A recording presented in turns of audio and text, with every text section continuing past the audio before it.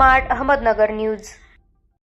प्रवरा परिसरात शासनाच्या वतीने प्रचंड प्रमाणात वाळू उपसा संदर्भात माननीय जिल्हाधिकारी यांच्या कार्यालयात उपोषण व धरणे आंदोलन करण्यात आले। प्रवरा परिसरात शासनाच्या वतीने प्रचंड प्रमाणात वाळू उपसा सुरू आहे, तो वाळू उपसा त्वरित थांबवावा यासाठी मुळा प्रवरा खोरे पर्यावरण संवर्धन समितीच्या वतीने अहमदनगर येथील जिल्हाधिकारी कार्यालयासमोर येत्या उपोषण व धरणे आंदोलन करण्यात आले। जोपर्यंत कारवाई होत नाही तोपर्यंत आंदोलन चालू ठेवणार असं आंदोलनकर्त्यांनी सांगितले। माहितीमुळे प्रवरा खोरे पर्यावरण संवर्धन समितीच्या वतीने जिल्हाधिकारी यांना निवेदन देण्यात आले। वाळू उपसा त्वरित थांबवावा यासाठी मुळा प्रवरा खोरे पर्यावरण संवर्धन समितीच्या वतीने अहमदनगर येथील जिल्हाधिकारी कार्यालयासमोर उपोषण व धरणे आंदोलन करण्यात आले आहे व मुळा प्रवरा खोरे पर्यावरण संवर्धन समितीचे वतीने समस्त गावकरी व आंदोलनामध्ये सामील झाले आहे।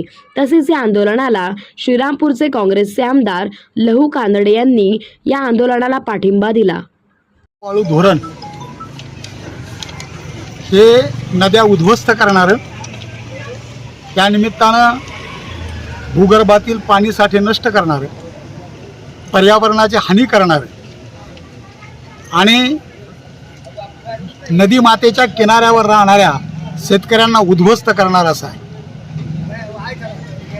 आमच्या मतदारसंघातील करजगाव ग्रामस्थांचा विरोध असताना तिथे काल महसूलचे अधिकारी येऊन वाळू उपशासाठी जमीन संपादित केली।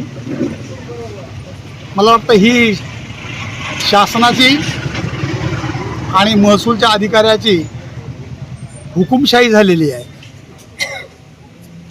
जिथे वाळूचे डेपो टाकलेत त्या गावांच्या रस्त्यांची तर वाट लागलीच लागली, परंतु वाळू माफियाचे गुंड आणि त्यांची त्या गावाच्या पंचकृषीमधली वर्दळ ही गरीब शेतकऱ्यांच्या मध्ये दहशत निर्माण करते आहे।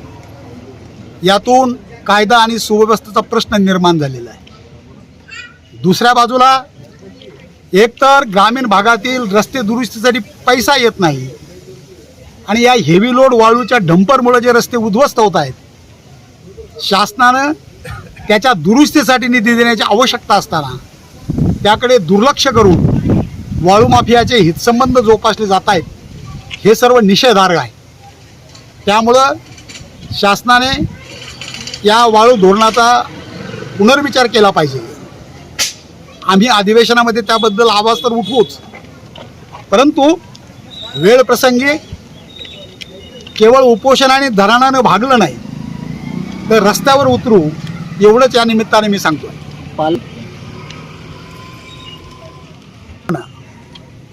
सरकार संघटितपणे काम करतं, या संघटित टोळ्या आपण संपवल्या पाहिजेत ना।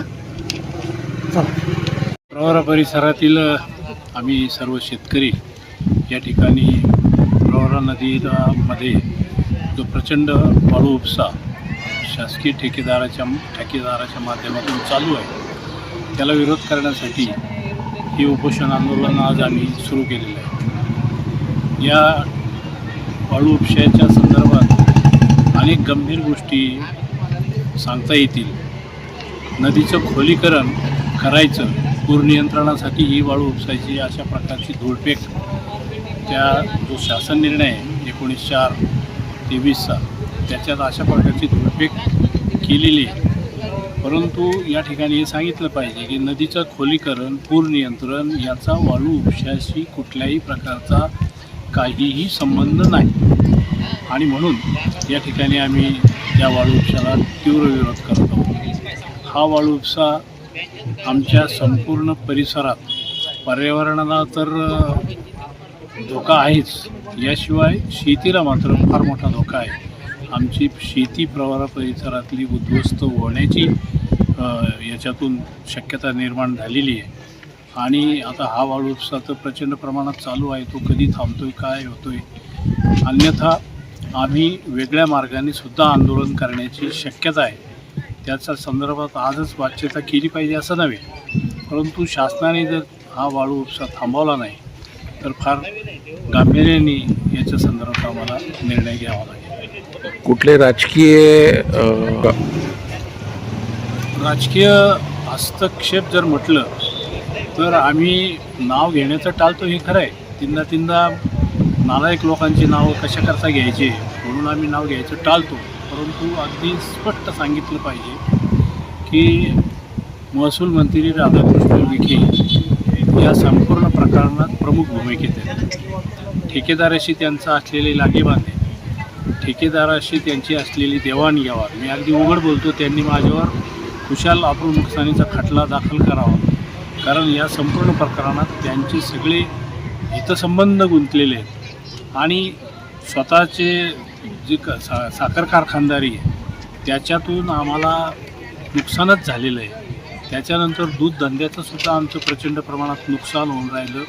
हे दुग्ध विकास मंत्री झाल्यानंतर या सर्व नुकसानी आमच्या चालू झालेल्या आहे आणि आता या वाळू उपशातून आणखी एक वेगळा दरोडा ते आमच्यावर शेतकऱ्यावर घालतायत.